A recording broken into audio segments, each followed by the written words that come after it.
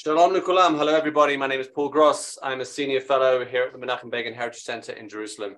And it's my great pleasure to welcome you to another of our Zoom events where I have a conversation with an expert on a particular issue that pertains to either Israel itself or the wider Middle East or the Jewish world on various matters that many of us are interested in and are reading about, but would appreciate some more detail.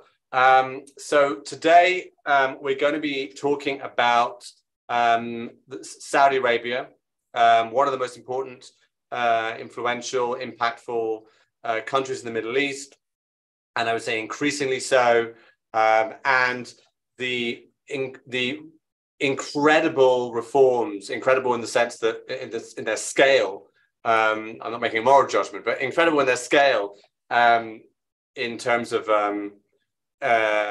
what they mean both for the country of Saudi Arabia, but also for the region and perhaps for the world in certain ways, and the way those reforms are tied into their main, the person who's implementing them, the Crown Prince, Mohammad Bin Salman, known as MBS, colloquially. So we're going to be speaking with someone that really knows much more about this than I do, and much more about this than almost anyone, I think. But Brandon Friedman, Dr. Brandon Friedman, the Director of Research at the Moshe Dayan Center for Middle East and African Studies at Tel Aviv University. Saudi Arabia and the Gulf is his real area of expertise. So we're going to be, I'm going to be asking him questions for about 30, 40 minutes. And then I'll turn over the floor to you guys. You can write your questions into the chat and I'll put those questions to Dr. Friedman. Brandon Friedman, welcome to the Begin Center Zoom. Thanks for having me, Paul, and thank you all for joining us today. It's a pleasure to be with you. Great. So let's start with a little bit of background, sort of setting the table for the conversation, as it were. So I think some people will know more or less about what's going on in Saudi Arabia and the character of Mohammed bin Salman, the Crown Prince. What can you tell us about who MBS is, and what is the nature of the reforms that I've mentioned that he's leading in Saudi Arabia? Sure, Paul, thanks. You know, before I get started on MBS, let me tell you an anecdote, I suppose, that I think encapsulates, I guess, the paradox of what we're seeing in Saudi Arabia today. For years, when I would talk to foreign diplomats, the common critique against Saudi Arabia was that it was ruled by a generation of geriatrics who were reluctant to change, that the West, often in discussions with the various rulers of the kingdom, would encourage them to make reforms, changes, liberalize the kingdom in one way or the other. And these kings who are of an older generation just seemed reluctant to do it, or if they did do it, they did it at a snail's pace. And then King Salman ascended to the throne in 2015, and he is of the same generation as previous rulers. But he basically delegated the day-to-day running the day-to-day affairs of the kingdom to his son, who is, for all practical purposes, the CEO of the kingdom. And that's Mohammed bin Salman, and he is known as MBS. And he's 37 years old, and he slowly has accumulated power. He was deputy crown prince before that, defense minister, and had responsibility over several other important institutions in the kingdom. He gradually pushed aside his rival to the throne. And I think that the notion that he is sort of the heir apparent is quite clear. Whether succession will become smooth once his father passes is an open question. But I think understanding MBS, he sort of represents not one generation younger than the previous Saudi kings, but almost two generations. It's as if succession has skipped two generations in the kingdom.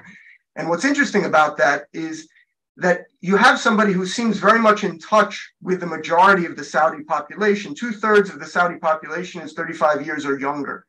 Okay, and so there's Mohammed bin Salman, unlike other members of the royal family, has spent his entire life inside the kingdom. Typically, Saudi royal elites will go abroad for their education or spend large portions of their youth or younger years in the West somewhere. Mohammed bin Salman did not do that.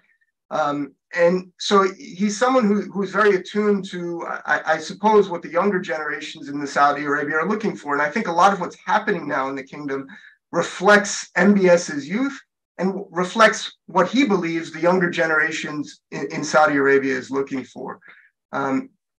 So that would be my broad introduction. Just to close out the anecdote, if the notion from foreign diplomats was that Saudi Arabia was reluctant to change for most of its modern history, or changed rather at a snail's pace and was reluctant to introduce reforms, now what you hear from foreign diplomats talking about the kingdom is that you have a reckless crown prince in charge who seems to be moving too fast. And there's an irony there, right? The criticism for years was they didn't move fast enough. And now the criticism is they're moving too fast and almost in a reckless fashion. And I think there's some degree of truth to that. The Crown Prince has sort of, particularly in terms of the Saudi foreign policy, made some very serious mistakes, I would say, almost blunders, which overestimated both Saudi strength and also, I would say, the international community's sensitivities to some of the things he was trying to do.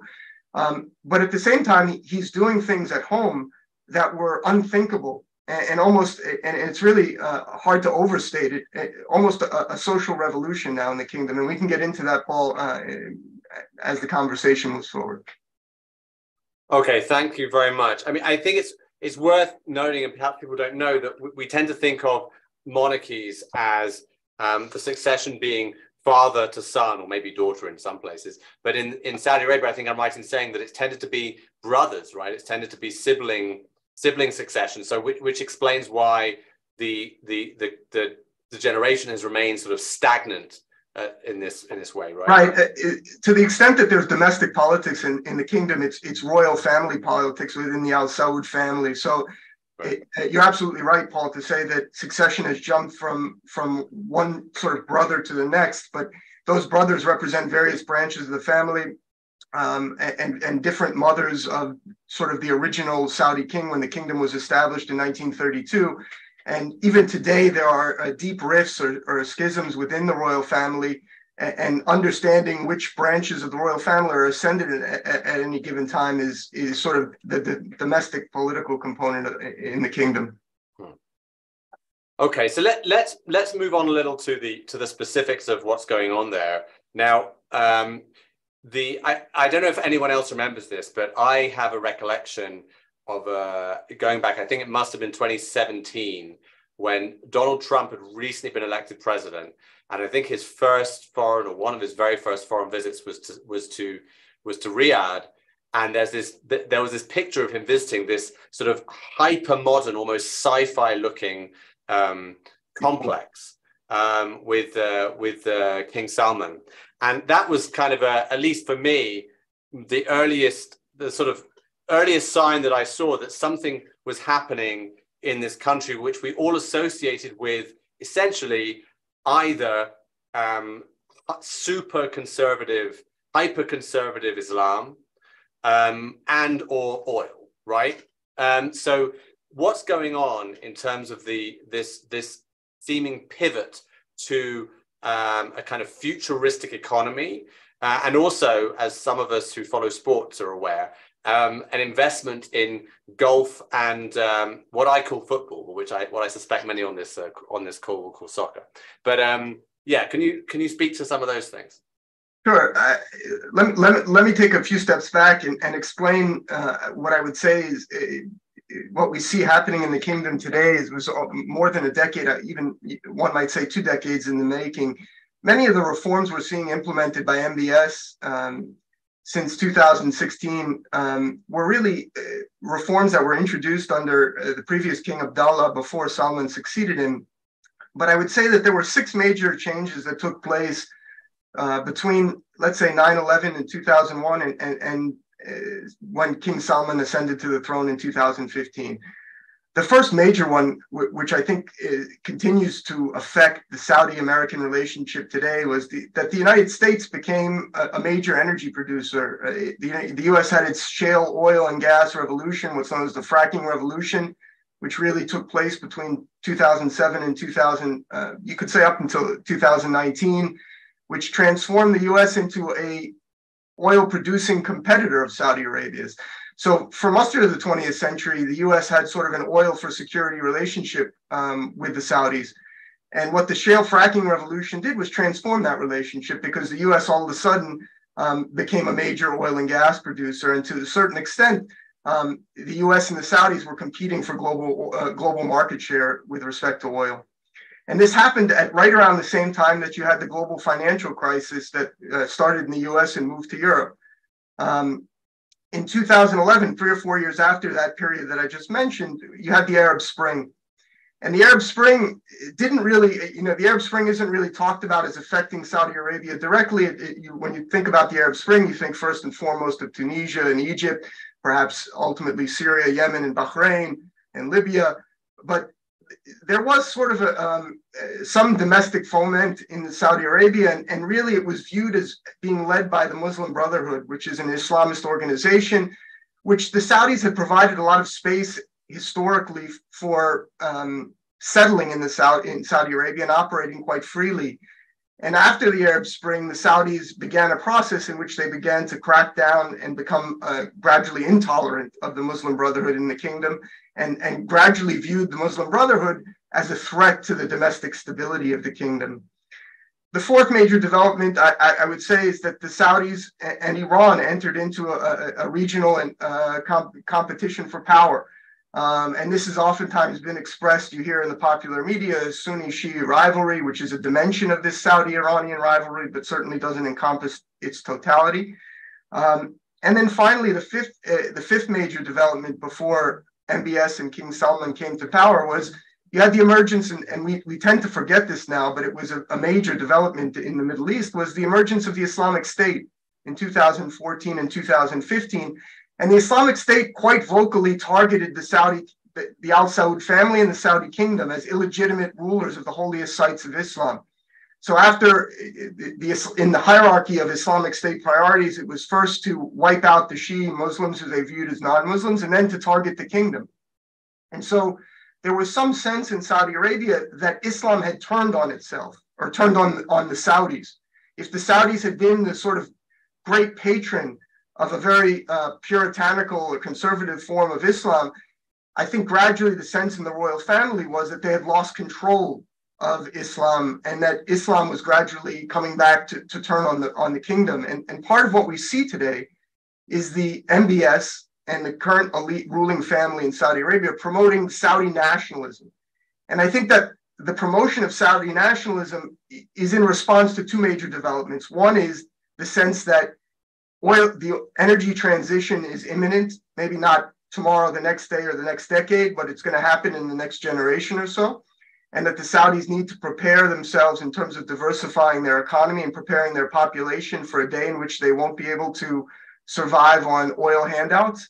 And the second is the notion that Islam needs to be relegated or subordinated to Saudi royal authority.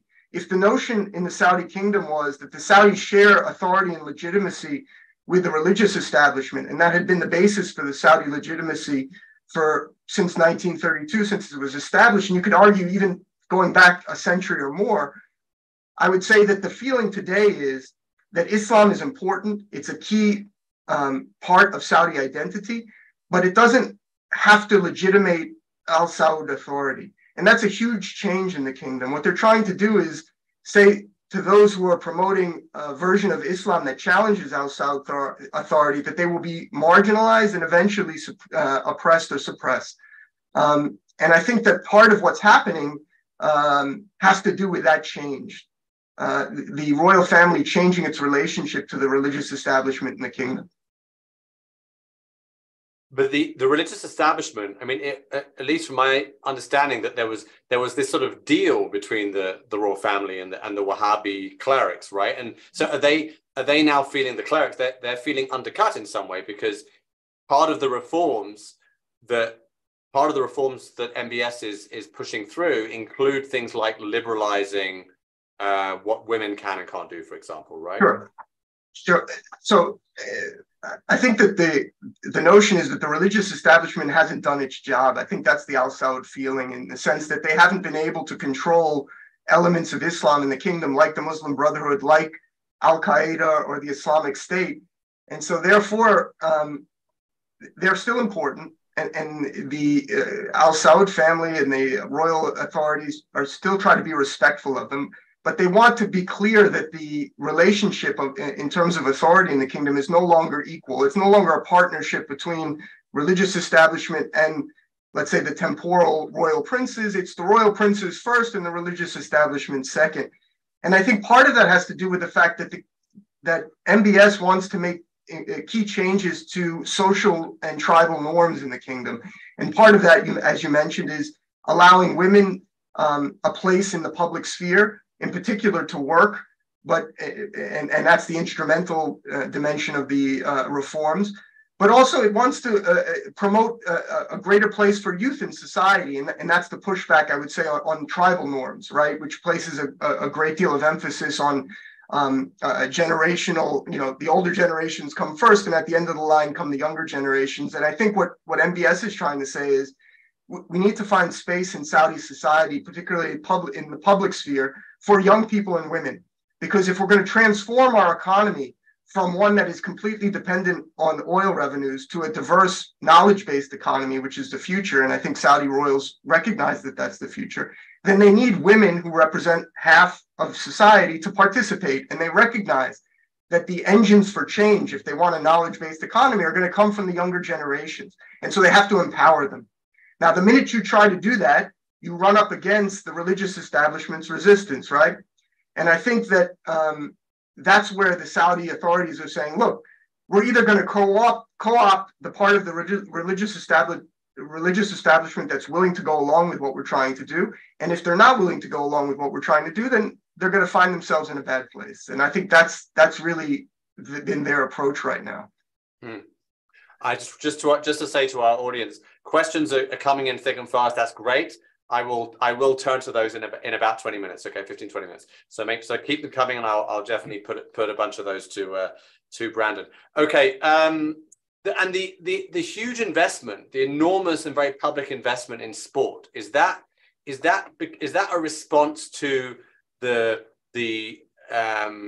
demands of the young population that you're talking about? Is it about public image? Is it economy? What's behind that? Sure, it's all of those things, Paul.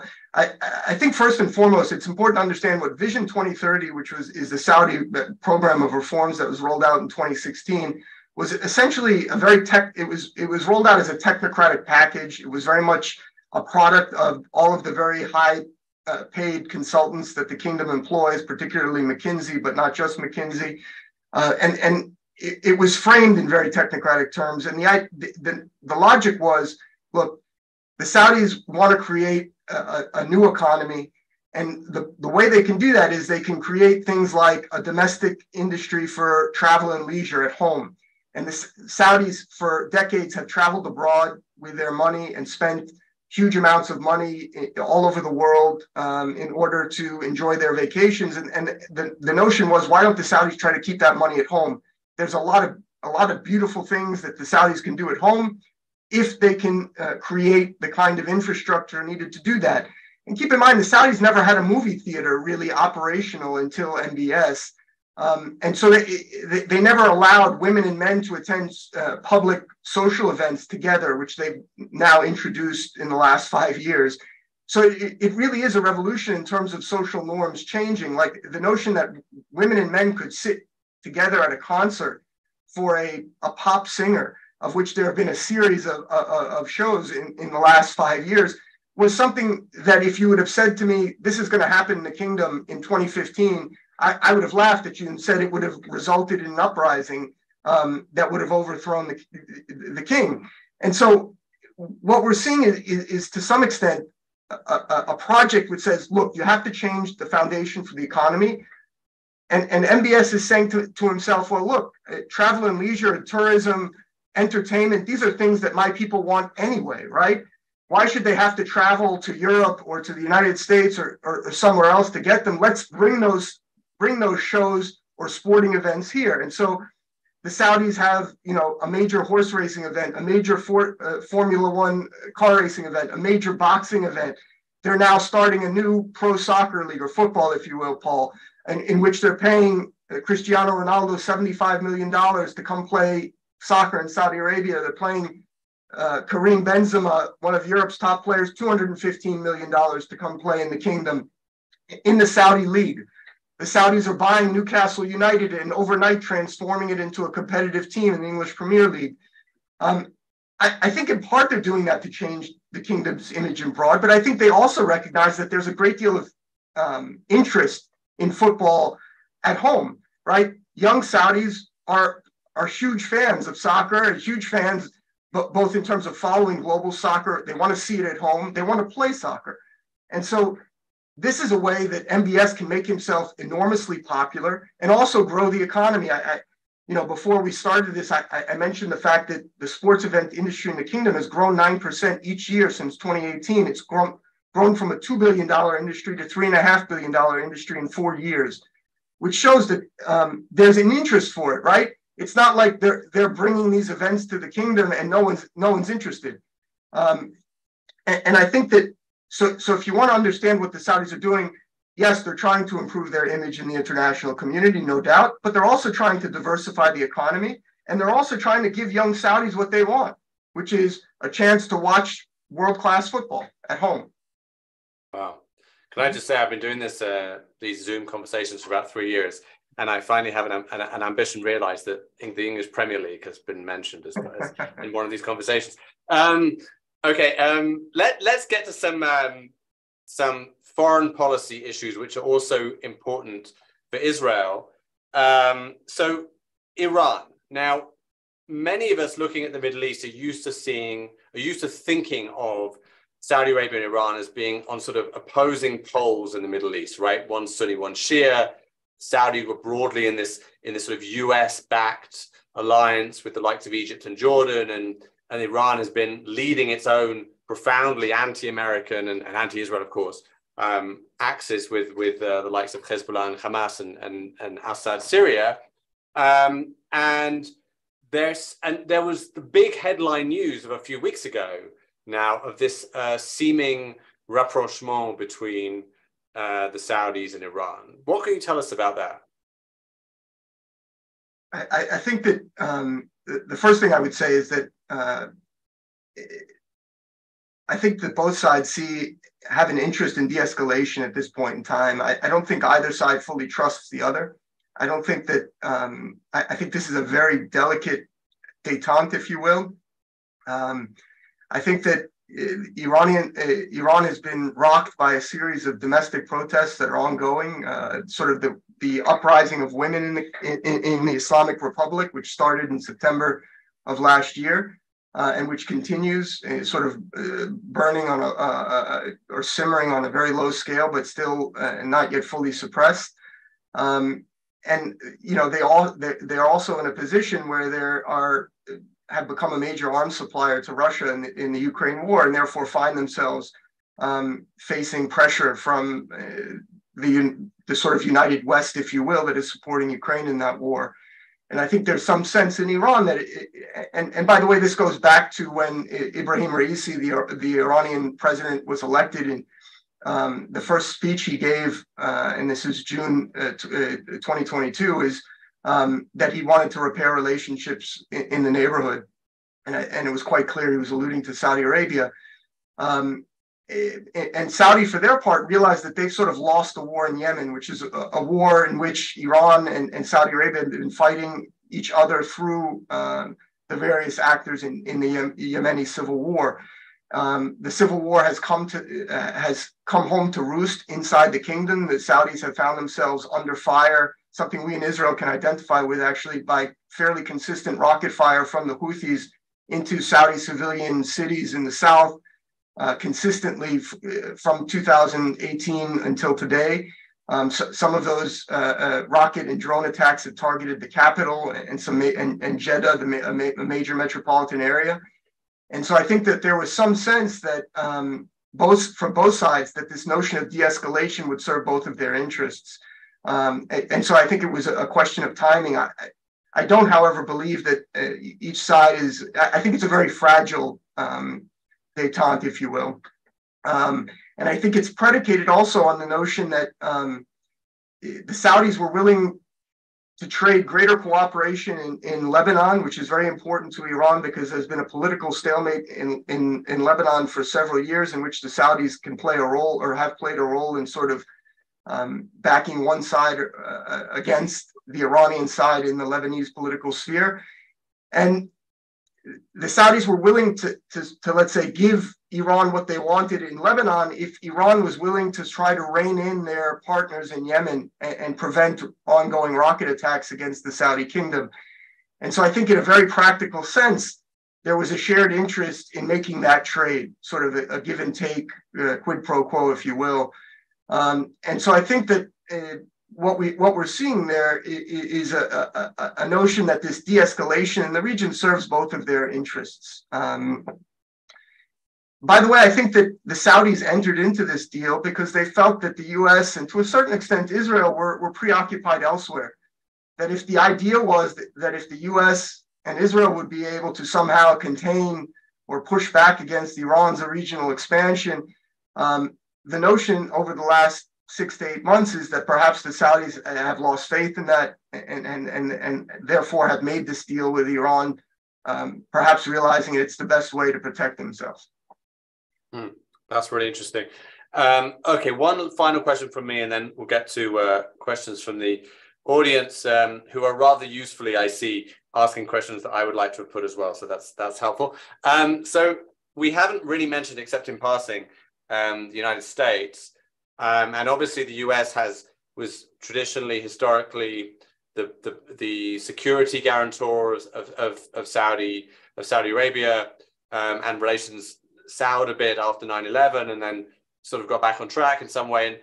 But there's been a very significant, or there was a very significant shift from Trump administration to the Biden administration, where you had this very close relationship with Trump, and Jared Kushner had established good personal relations with MBS. And then Biden comes in with very strong language talking about making Saudi Arabia a pariah state as a result of the murder of Jamal Kashoggi. But that's also changed, it seems, because at least my reading is as a result of the Ukraine-Russia situation, Biden had to go somewhat cap in hand to Riyadh. So can you take us through that a little bit, the changing dynamics of this very important relationship? Sure. It's important to emphasize, by the way, that Biden's comments about making MBS a pariah were made on the campaign trail before he was elected, right? And I think that he recognized, I think he made those comments because it played to a certain wing in the Democratic Party that certainly wanted to make MBS a pariah, and continues to take a very hard line against the kingdom in US domestic politics. To a certain degree, it may actually reflect what Biden believes. It's hard to say one way or the other. What is true is that in 2021, during the sort of height of the pandemic, or sort of as the pandemic was beginning to move, or as the U.S. economy was beginning to open up at after the peak of the pandemic, we saw gas prices in the U.S. rise considerably. I don't need to tell those of you in the audience who are in the U.S. And there was some sense, I think, that the U.S. would try to get, that the U.S. wanted to get the Saudis to increase oil production. Now, this is interesting because rather than turning to the U.S. domestic, let's say, shale oil industry to increase production, Biden elected to go to the Saudis. And the reason that he elected to go to the Saudis was that he had a very important domestic part of his platform, which was which was built around a green agenda, right? The energy transition, that the U.S. would contribute to reducing carbon emissions. It was making new pledges to get to net zero, and that Biden understood this was an important part of his political platform in the Democratic Party, and was reluctant to challenge or go back or reverse himself on that particular dimension of his policy. And so when he was trying to bring down the price of gasoline and get the Saudis to increase their production, which is something he's been trying to do continuously since 2021, the Saudis have sort of been reluctant to help him. And part of that has to do with this sort of tense relationship between Biden and MBS, which was very much personalized in how it was framed in the Western media. But I think if you look very closely at how the Saudis who are in charge of the Saudi oil production, and they take a very technocratic approach to these issues, have looked at things, they have framed their decisions in terms of the structure of oil markets and their sense of what's happening. So, for example, the Saudis have been reluctant to increase oil production, even when the US has been asking them to do that, in part because the Saudis believe that the global economy doesn't demand more production. That the notion that, let's say, because China is opening up after their zero COVID and it's going to bring the world economy back to what it was pre-COVID, the Saudis have been very skeptical of that. And to a certain degree, their skepticism has played out. And so the Saudis, on one hand, have tried to balance between pleasing or satisfying the Biden administration, the Americans, that continues to be a very key relationship for them. And at the same time, rehabilitating MBS's image, global image in America after the Khashoggi murder.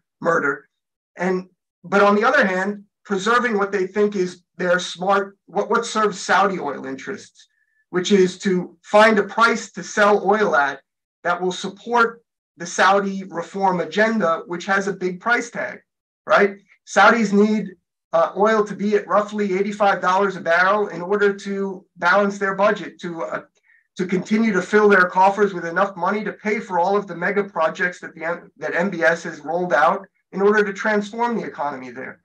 And so there's a tension between what the Saudis are being asked to do, or what the Americans want the Saudis to do, and what the Saudis feel that they need to do, both in terms of structurally satisfying global oil markets, but also in terms of their own domestic needs.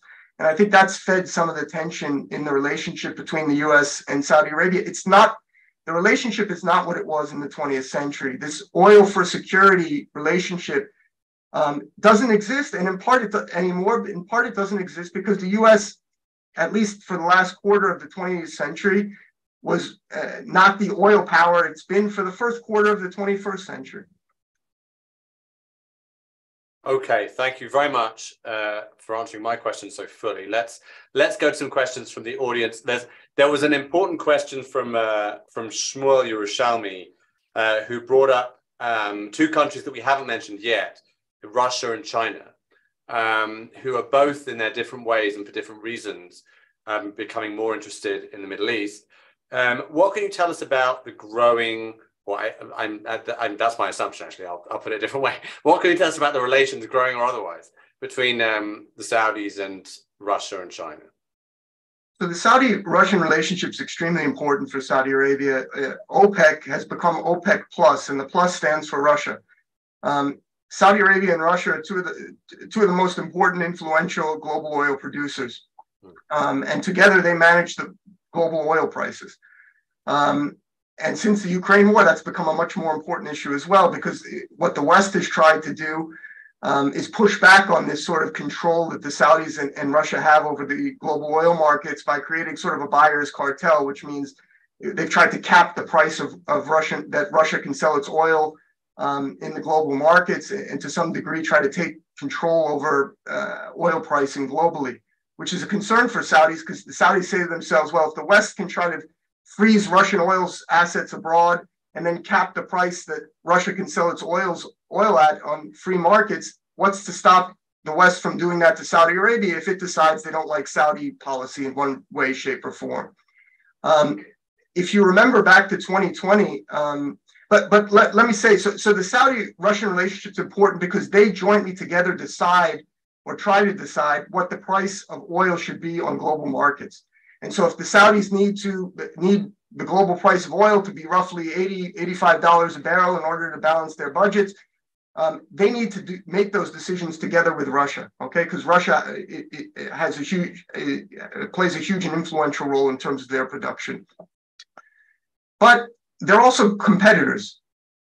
Both Russia and Saudi Arabia are seeking to export their oil to Asia, which has increasingly become the most oil-dependent economies in the world. And in particular, India and China are the most important oil-consuming markets today. for Saudi Arabia and Russia. And both Saudi Arabia and Russia are competing for those markets. And so at the same time that Saudi Arabia and Russia are partners in global oil markets, they're also competitors. And so there's a bit of a love-hate relationship. And I think the Saudi relationship with Russia is keep your friends close and your enemies closer. And I think that's their relationship with Russia today. Just one other example for those of you who might remember in 2020, when COVID erupted, there was a price war between Russia and Saudi Arabia, and it was only when President Trump stepped in and gave an ultimatum to the Saudis that price war ended. And it shows that very quickly this OPEC plus relationship turned sour in 2020. It looks to stabilize today because Russia and Saudi Arabia see it in their interest to coordinate their activities, because there's some feeling, again, that what's happening with the war in Ukraine could turn against either of them in a very important way. Okay, thank you. So an issue that hasn't come up yet, but which I think may be on the minds of some of our audience, is the prospects, whether real or not, of an Israeli-Saudi peace deal, or Saudi Arabia joining the Abraham Accords. Neville Berman asks, what benefit can Saudi Arabia receive from a peace treaty with Israel that it can't get by deals under the table with Israel? So let me just say that the Saudi normalization with Israel issue has been in the Western media a lot in the last 6 to 8 months. My sense is this is something being driven by the Biden administration. And I think that in part they're trying to push this issue, or at least they were prior to domestic events in Israel over the last few weeks, because they believe they're also trying to get to an understanding with Iran, an understanding that won't be as formal as the JCPOA was in 2015, 2016. This is known amongst policy wonks as Plan C. U.S.'s Plan C. Plan A was sort of reviving the nuclear deal of 2015, 2016, which Trump abrogated or left in 2018. That didn't happen the way the Biden administration hoped it would in 2021.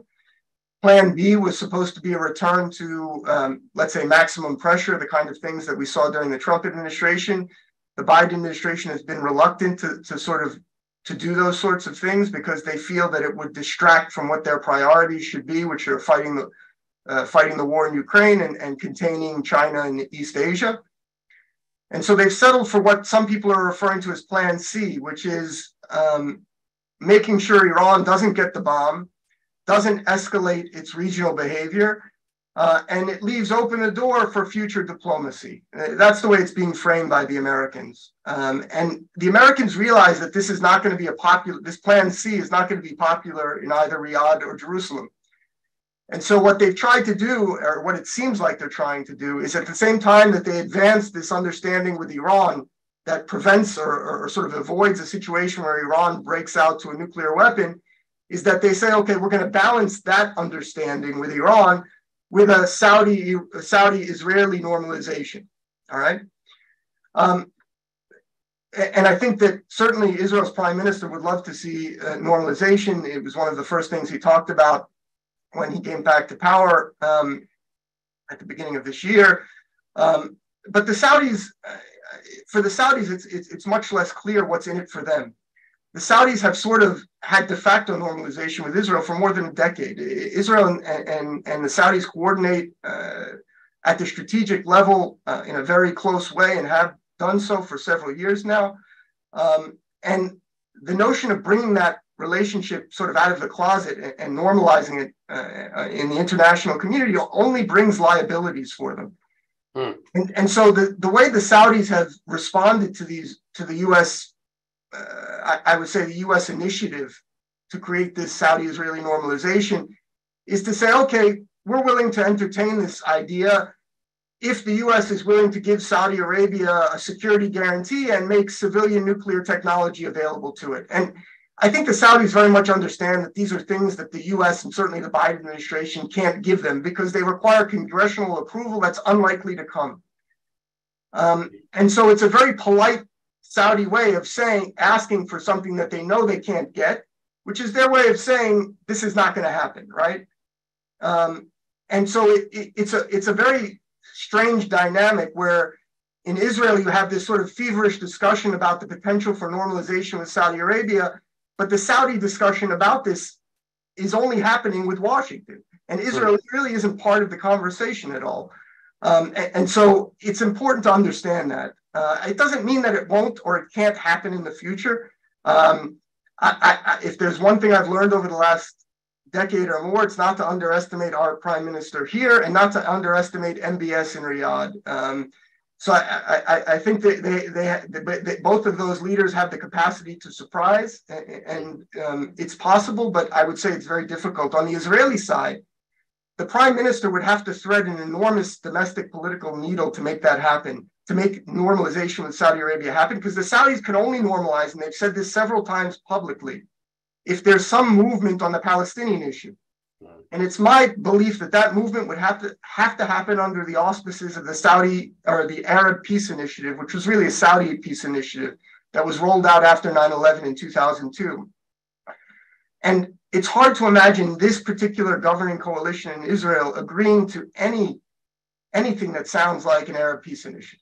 Right. Yeah. Yeah. I think that seems unlikely. Okay. There's a very interesting different question here from Nicholas Bergeron. Great to see you, Nicholas. So Nicholas asks about Saudi funding of mosques in Europe. That there's been this tradition of Saudi Arabia supporting very conservative Muslim movements in Europe with radical clerics, certainly by European standards, radical clerics. And is this something that will change, be deprioritized or less prioritized in some way by MBS? It's already been deprioritized and changed. It's historically happened through the OIC, the Organization for Islamic Cooperation, which the Saudis dominate and dominate from a leadership perspective and also from a funding perspective. And it's not just Europe. That, for example, the Saudis have completely changed the face of Islam in Indonesia through funding. The Wahhabi standards of Islam in Indonesia.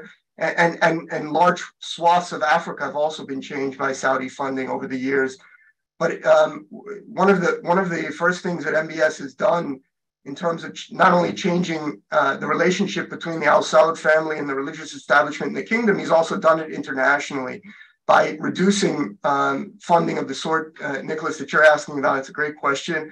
And also putting different officials in charge of the OIC who have emphasize different priorities, specifically notions of interfaith dialogue, which had never historically been a priority amongst the OIC. Now, I want to make an important distinction, and it's one that historically has been, let's say, unappreciated in the West, and for good reasons unappreciated.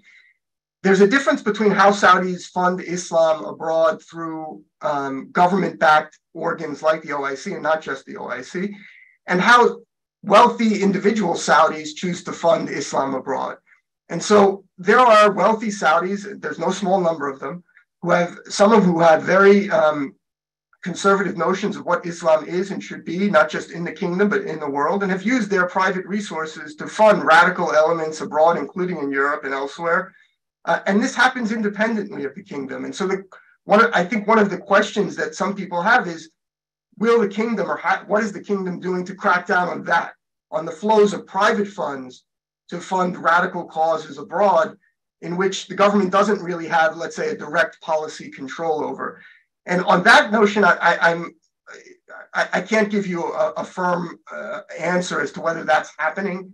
My sense is it's much less welcome, that people understand what the Crown Prince is trying to do. But I would be reluctant to say he's completely cut off the spigot of private funds that flow to various radical elements, both in Europe and elsewhere.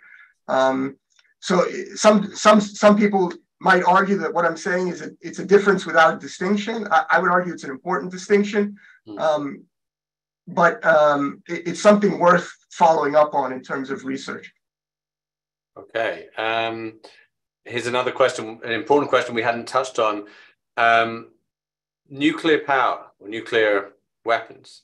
Jacqueline asks, has MBS got nuclear ambitions, perhaps connected to Iran? Absolutely. And I think that it's something I've written about. First of all, the Saudis have an active tender, a bidding process to build what they've described as an ambition to build 18 civilian nuclear reactors in the kingdom in the coming decade.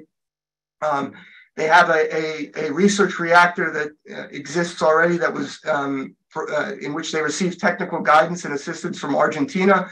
And the bid for assistance on building their civilian nuclear infrastructure, the final candidates for that assistance are Chinese companies, Russian companies, and I think there's a South Korean company in the bidding. And part of why you see the Saudis saying, well, look, to the Americans, if you want us to normalize with Israel, give us civilian nuclear aid, that's something the Saudis had asked the Trump administration for. And the Trump administration tried to go around Congress, which it can't do by law. And this created a congressional investigation, which took place between 2017 and 2019 in the United States, into the Trump administration's attempt to supply civilian nuclear technology to MBS, which went nowhere because everyone understood that it was not something the US could legally do without the Saudis signing what's known as the 123 agreement, which would require the Saudis to promise that they wouldn't produce the nuclear fuel cycle in the kingdom, which is what you need to do if you want a military nuclear program. And the Saudis said repeatedly to the Trump administration, they say it today, that they don't want to make that commitment because they want the potential to create a military nuclear program in the future, because for exactly the reason that was alluded to in the question, their feeling is that Iran will have a nuclear weapon at some point in the future, and they want the capability, latent or otherwise, to be able to do the same. And so the interest is there. It's concrete. The Saudis have engaged Ernst & Young, based in London, to advise them on the let's say the infrastructure process for creating this civilian nuclear program in the kingdom. It's moving forward. There's an Australian engineering contractor that's involved to help them prepare sites for it. It's real. Okay. Sticking with the Iranian connection, there's a question here from Sandy, who she's referring to a news article that she saw in the Israeli press about the son of the Shah, the last Shah of Iran, who came to Israel. And I don't know whether he explicitly said this, but or whether she read it in it was implied that he might be working with Saudi Arabia in some way to overthrow the Iranian regime, or that they would be supportive of his efforts to do so. Is there any basis in truth in those kinds of claims? I have no idea. It's important to mention. I mean, Reza Pahlavi, he has a constituency in the U.S. amongst the Iranian expatriate community who left Iran and their descendants, with the revolution in 1979. My sense of it is he doesn't have such a big constituency within the Islamic Republic today. The Islamic Republic of Iran, like Saudi Arabia, has a largely youthful population, many of whom don't really remember the Shah or the Shah's period. And they don't really identify with him. And one of the chants that you hear during the recent years protest movement in Iran is no to Khamenei, the current supreme leader, and no to Pahlavi, who is, Reza Pahlavi, the prior king. And what they're trying to say is that, they want control over Iran's freedom. The Iranians living in Iran today, they don't want to rely on a group of expatriate elites who haven't been in Iran for a generation or more. What they want is more control over their country for themselves. And I think that's important to remember. The Saudis have typically chosen to back dissident groups who have opposed the Islamic Republic. So it wouldn't surprise me if they're backing a variety of different players that are seeking to overthrow the current regime. I wouldn't rule it out, but I have no idea if it's true or not. Okay. And another question also from Sandy. She wanted a bit more. I think she was looking for a bit more good news on the front of women's rights. She asked whether they can go abroad to study. Are they allowed to go abroad to study? And maybe just on the back of that, what can we expect to see in this regard? Because obviously the change has been dramatic from this, really quite extraordinary from our perspective, oppression of women and suppression of women's rights to allowing them to do things they were never allowed to do in the past. But that's relatively speaking. How far could this go?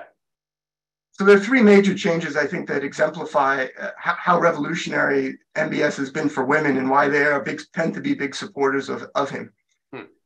First of all, women can travel abroad for education, and have been able to do so even before King Salman and MBS came to power. One of the revolutionary things that Saudi Arabia did before MBS under King Abdullah was after 9/11, they created a scholarship program that sent tens of thousands of young Saudis to study in the West each year for free, meaning the state paid for them. And it's hard to emphasize how transformative that was for young Saudis, meaning it gave them a chance to spend formative years studying in either the US or in Europe, and then they would come back to the kingdom and contribute to the new knowledge economy that MBS wants to create. In terms of women, there are three things really. First of all, women can drive now in the kingdom, and for years this goes back to the 1980s. There was activist movements among Saudi women trying to win the right to be able to drive. And one of the things that MBS has made possible is that. Second, women no longer need permission from a male guardian in order to travel abroad. So it used to be that if a Saudi woman wanted to travel abroad, she would need a male guardian to sign off on it, which that is no longer the case. And the third, and perhaps those of us with families can understand this, is the Saudi women can now independently register their children under their own names. And that was not possible before MBS, meaning a woman now can prove that she has guardianship over her children independently of male authority. And that becomes particularly important in cases where they're divorced or a woman seeks to take her children because she's in an abusive marriage and wants to seek refuge somewhere. This change in Saudi law policy protects women and women's guardianship over children. And I don't, to be perfectly honest, I don't know how it's been implemented in practice. With Saudi Arabia, you always have to see how things compare in practice to how they are declared in law. But my understanding is there has been a change, a major change, both in norms and in practice in each of those three categories. And probably one might argue the most important change on a mass scale is that women are part of the Saudi economy today. In the last 5 years, and by the way, it's not just young women. In fact, the most productive women in the Saudi economy today are women between the ages of 40 and 55, because these are the women, right, who've already had children and raised them. And therefore, despite the fact that Saudi is changing, traditional norms prevail. Women are expected to have children and raise their children, be homemakers. The women who are between the ages of 40 and 55 have now spurred incredible growth in small, medium-sized business enterprises in Saudi Arabia, which has become a major driver in the non-oil sector of the Saudi economy. And that's a major change, meaning you have women entrepreneurs in the kingdom who are playing major roles in the economy. And that never happened before. And so when I say that the socioeconomic liberalization we're seeing in the kingdom is real, those are the types of things that I'm referring to. Okay. We actually had a comment from Lauren in Toronto who said that she's seen female medical residents in Toronto, so from Saudi Arabia. So that backs up what you're saying. Okay. In terms of the large young population of young people that you referred to, there was a question here from Lauren who says, is there a tech sector being developed to provide more employment options to avoid what to ignore? So as she says, or will they ignore the ticking bomb of having so many young people? I presume she means young unemployed people. Absolutely. I think the Saudis, the buzzword in the kingdom is creating a knowledge-based economy. The question is whether the Saudis will succeed in being able to do that. And I think what the Saudis, you hear about MBS's pet project is the Line or Neom, which is this sort of futuristic city that he's trying to promote and build in the northwest corner of the kingdom.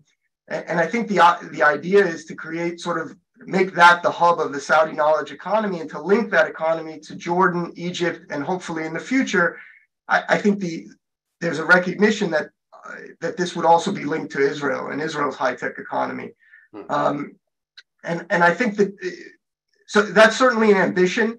And the Saudis certainly do have dimensions of their economy which are part of the high-tech world.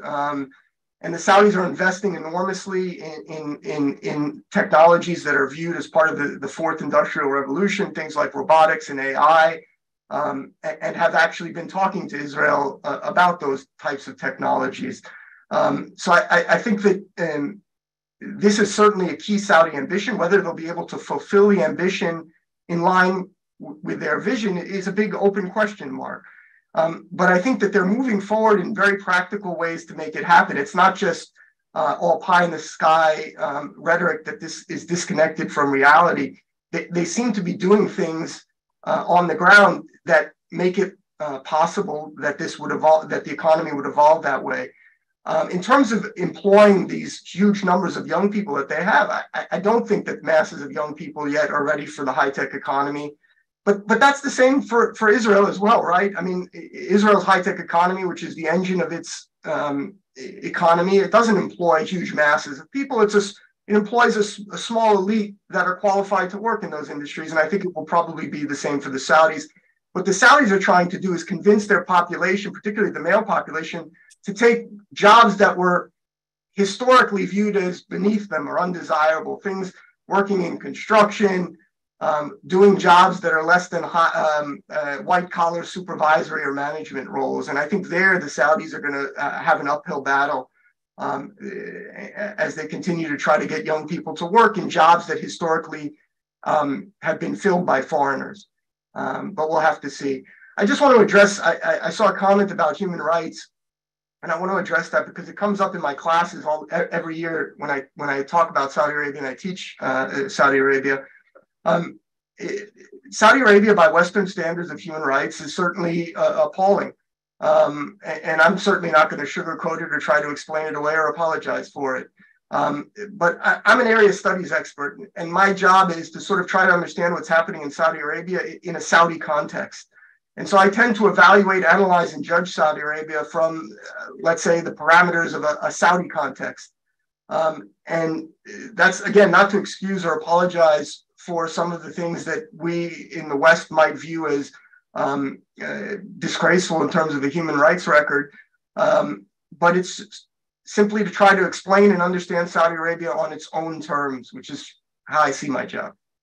Right. No, I think that's important. I was going to put that question to you if you hadn't picked up on it yourself. I think it's obviously important that we're not in any way seen to be whitewashing things. But as you said, this is a look at Saudi Arabia from the perspective of Saudi Arabia and relative to how it was. Okay. I think we will leave it there. So I want to thank, first of all, you, Brandon, Dr. Brandon Friedman, for joining us and for giving us the benefit of your expertise and really enlightening us, because this is a country which, as I said at the beginning, is important and I think will become increasingly important in the region and perhaps the wider world. And we don't, the layman, the layperson, doesn't know enough about it. So it's great to be able to bring you on to educate us. Thanks for having me, Paul, and thanks to the audience for sticking around and listening. I really appreciate it. Great. And thank you, everyone, for your great questions and for joining us. It's great to see you as always. We'll actually be taking a bit of a break now for the summer for the English events at the Dayan Center, but we'll be back in a month or so. So stay in contact via the website or the Facebook page, or if you're not on my mailing list, then drop me an email, paulg@bagancenter.org.il. Great. Thank you, everyone. Have a great evening. Have a great day. Bye.